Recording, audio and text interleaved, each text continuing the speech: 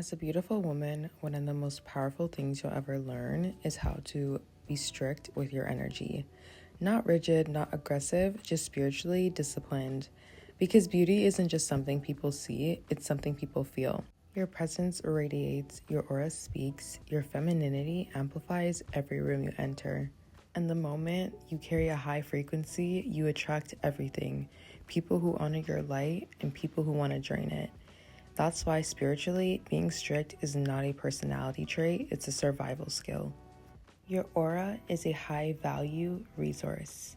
Your aura holds your peace, your softness, your intuition, and the glow people call beauty. But here's the truth spiritual women learn early. People don't just want your time. They want your access, your grace, your energy, your attention. And the more magnetic you are, the more you must protect the gateway to your inner world. Think of your aura like a garden. When you let the right people in, it flourishes. When you let in the wrong people, the soil gets stripped, the flowers wilt, and the roots lose nourishment. Being strict is choosing who gets near your garden, who gets to sit in your shade, and who gets to receive your warmth. It's spiritual gardening. Softness needs boundaries. Feminine energy is naturally soft. You're nurturing, compassionate, forgiving, and warm. But softness without boundaries becomes self-betrayal. A spiritually aligned woman learns that she can be gentle but still firm, can still be loving, can still be selective, open-hearted, and unavailable to chaos. A boundary isn't a wall, it's a filter. It's how you protect the sacred parts of yourself that not everyone deserves to experience. Softness is a gift, but only when it's protected. Attraction is not access. Being beautiful often means you attract people effortlessly, but attraction is not access.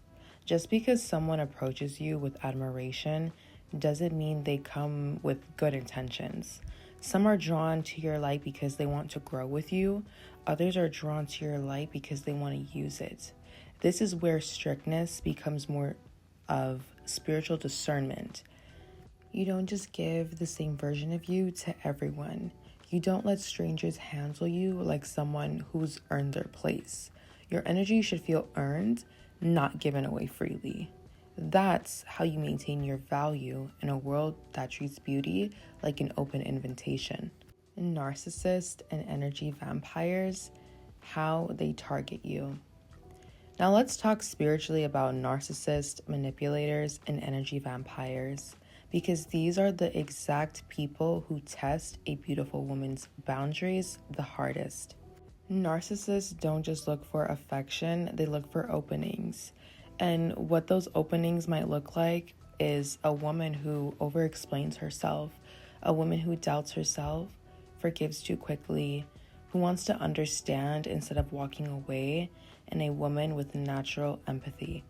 Beautiful women with big hearts are the easiest to drain because they lead with compassion. Some of their tactics can be spiritual as well. So that can be love bombing to open your aura and soften your defenses, mixed signals to disconnect you from your intuition, triangulation to destabilize your self-worth, silent treatment to shake your emotional grounding, and projection to confuse your reality.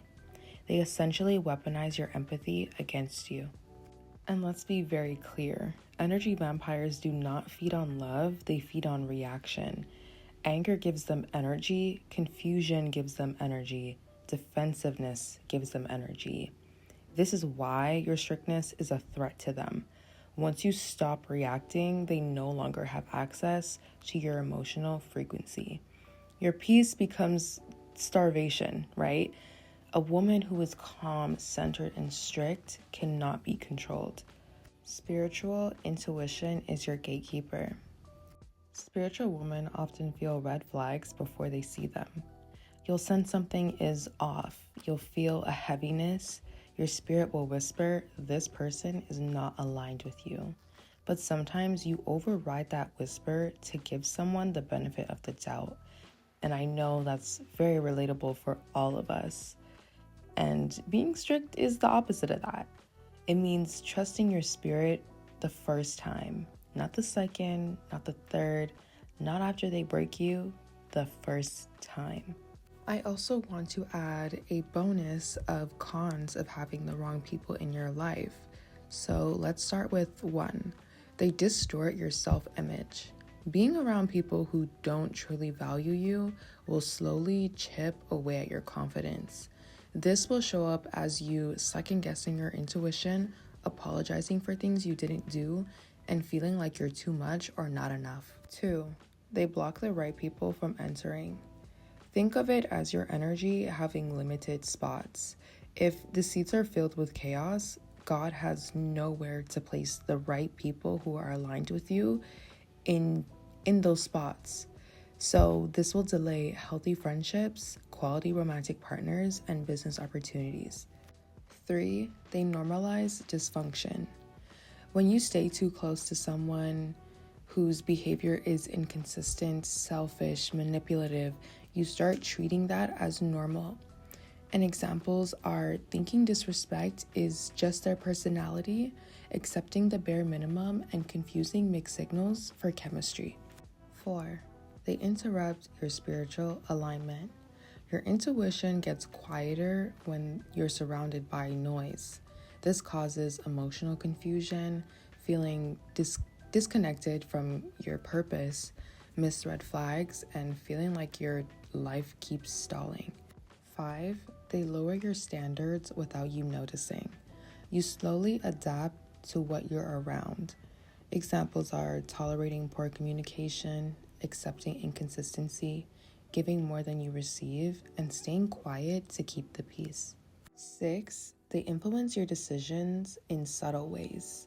The wrong people plant seeds of doubt, fear, comparison, and recklessness. You may start making choices from insecurity rather than confidence, avoiding risk because of their opinions, and prioritizing their comfort instead of your growth. Lastly, number 7, they create unnecessary stress and mental clutter. You shouldn't be constantly analyzing someone's intentions or behavior. The wrong people make you feel like you're on edge. So these effects can be overthinking, anxiety spikes, difficulty focusing on your goals, and constant emotional unpredictability.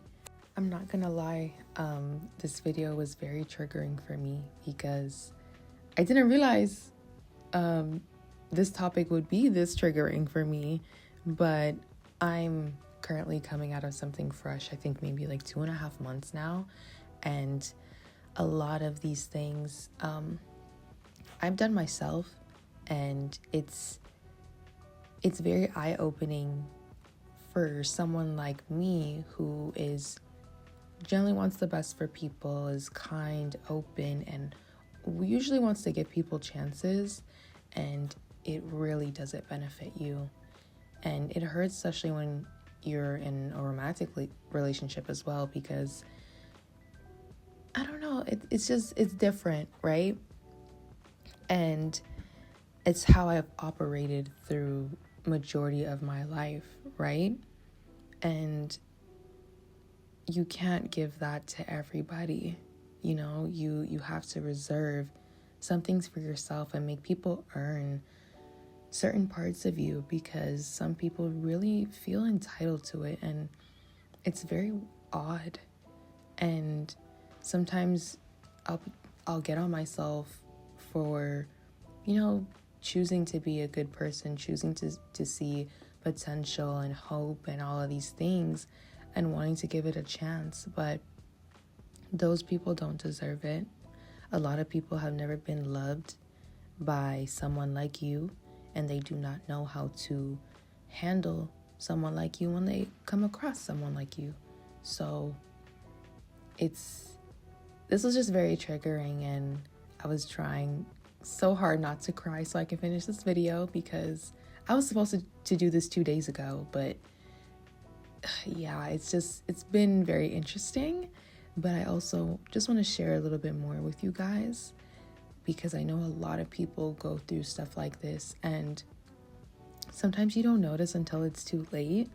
And it's okay, because we're all still learning, and we're here to help each other grow and learn from each other and learn from our mistakes so we can grow as people, and especially our future generation. So, yeah.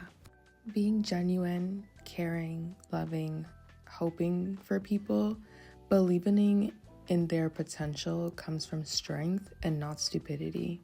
It comes from seeing the best in someone even when they couldn't see it in themselves.